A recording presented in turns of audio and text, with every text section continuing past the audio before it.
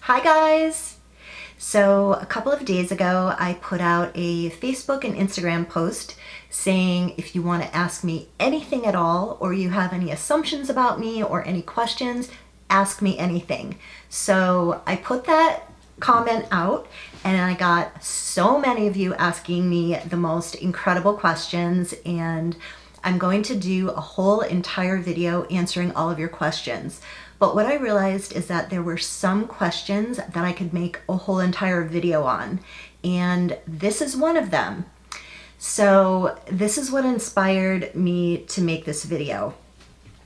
Heather Dixon, 1973, left a comment saying, "Does it ever occur to you that your blatant narcissistic personality is exhausting to men you date and marry?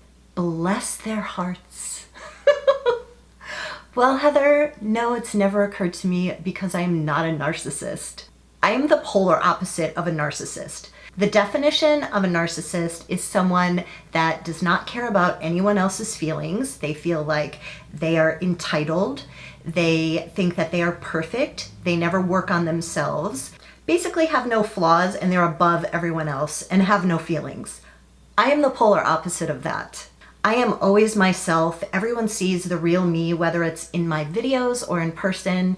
Anyone that knows me in real life knows that I am nowhere near a narcissist at all. I am the most empathetic, loving, caring, kind person.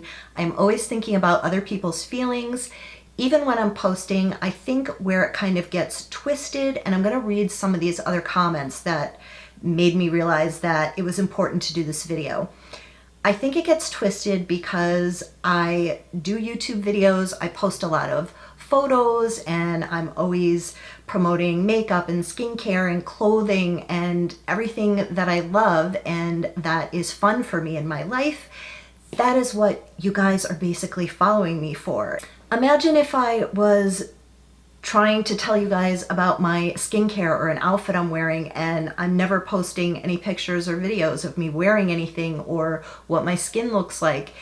For what I do for a job, I have to post a lot. That's my job, is to show you guys like the reality of what I'm telling you about. Skincare, makeup, hair care, and I love posting inspirational stuff. That is another thing a narcissist would never do, is post anything inspirational. I am constantly showing you guys my flaws, how real I am. I will post some pictures up here and show you guys some of the things that I've posted and put out there in videos and on Instagram and Facebook, showing you guys how real I am and showing you my flaws. I admit my flaws. I am not perfect. No one is perfect. We are all equal. I constantly am saying that. So it was really confusing when I got this comment from Heather, but thank you, Heather, because this gave me such a great idea to do this video, and I'm going to dive a lot deeper into what it means to be confident versus being a narcissist. So another thing that I did is I took 3 different narcissist tests. This is from psychcentral.com, and the results of my test say the results for your narcissistic personality quiz. Your total is a 7. Between 12 and 15 is average. Celebrities often score closer to 18, and a narcissistic score is over 20. Okay, guys, I got 7. I am not a narcissist. Another test that I did is from BuzzFeed.com, and it was 10 questions. My results say you're not a narcissist. This is a big deal. Congrats on being a good person. I don't think that narcissists are bad people. I think that they're hurting. I think that they're insecure.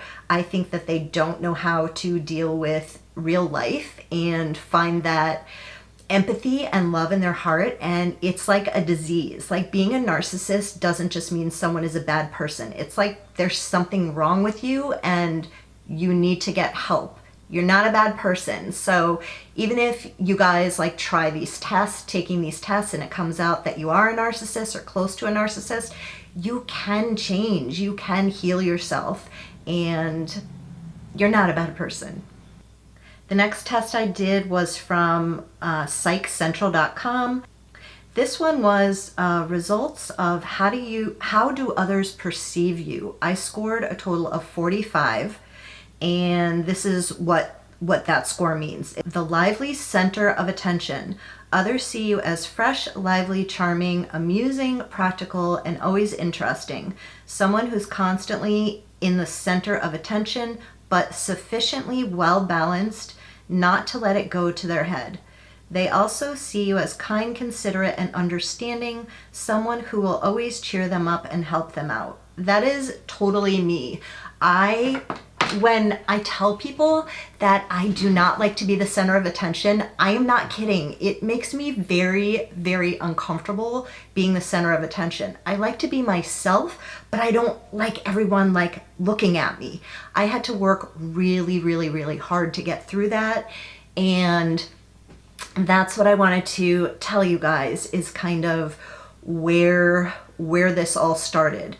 But I'm going to read the other comments and answer them, because that's going to answer all of these things that I wanted to tell you.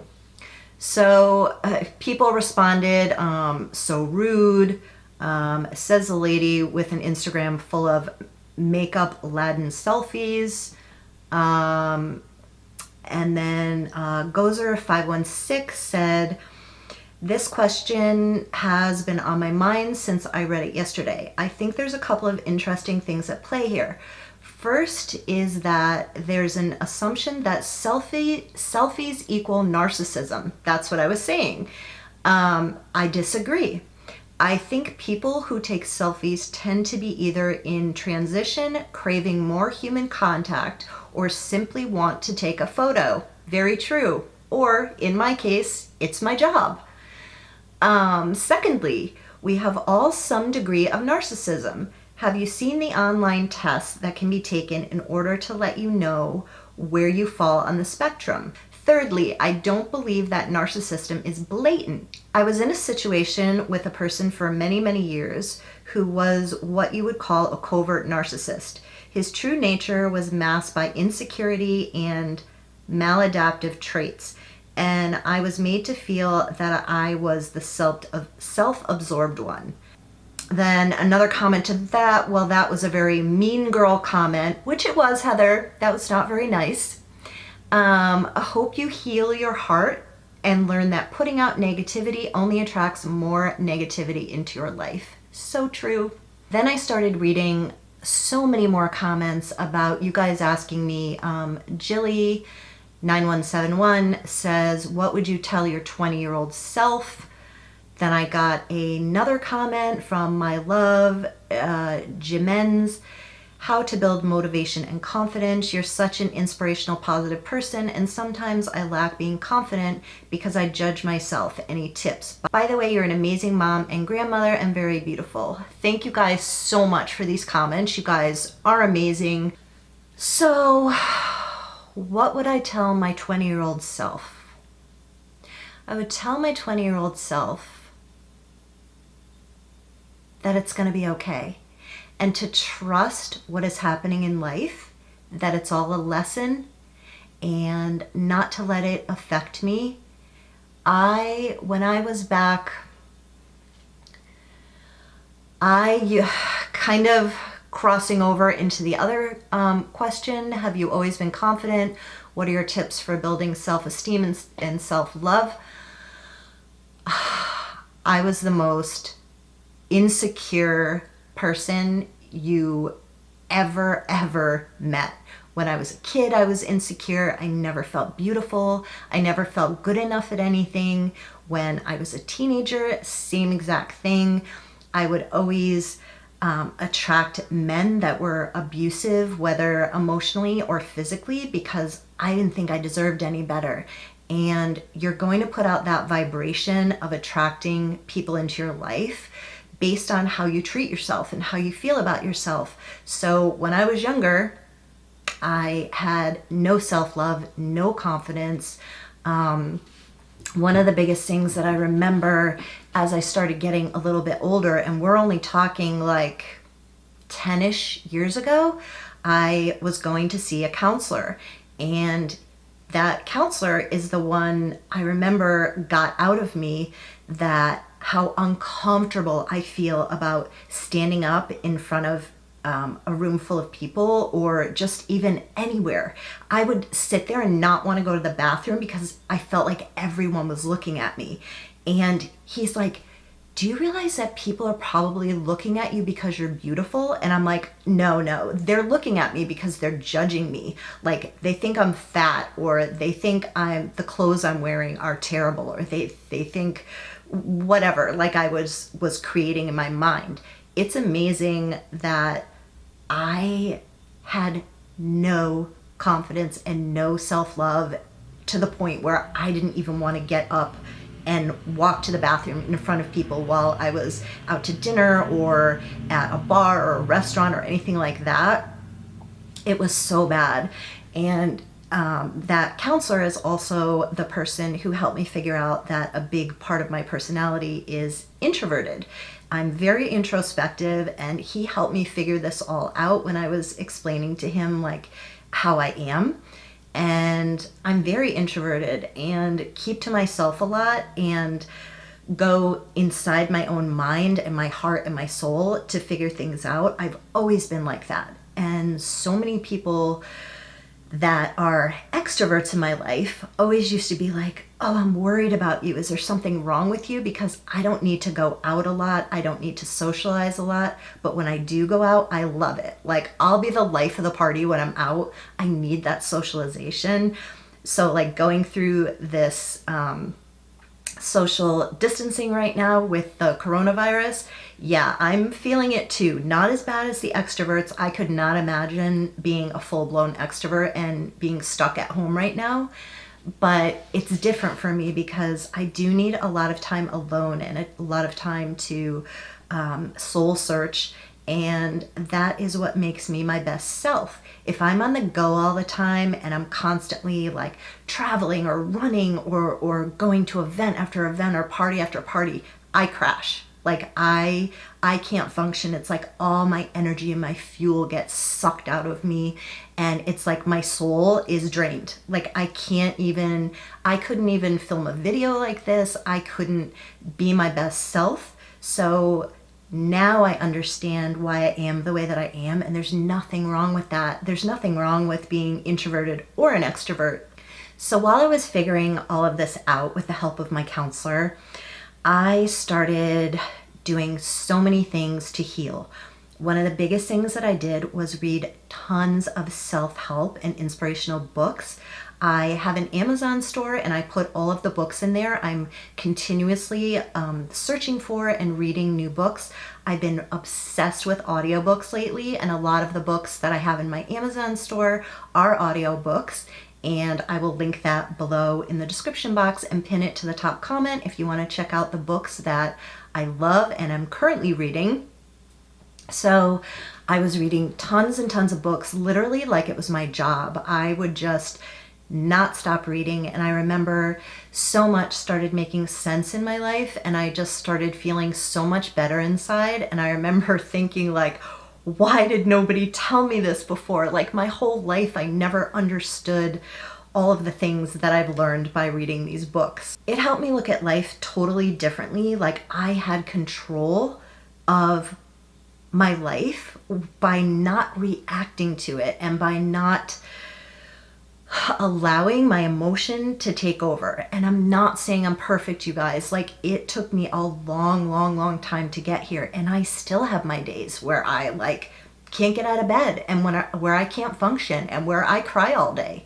I'm human, and I am very, like most people that don't know me really well would think that I'm very strong and tough and super confident and like nothing affects me and nothing bothers me.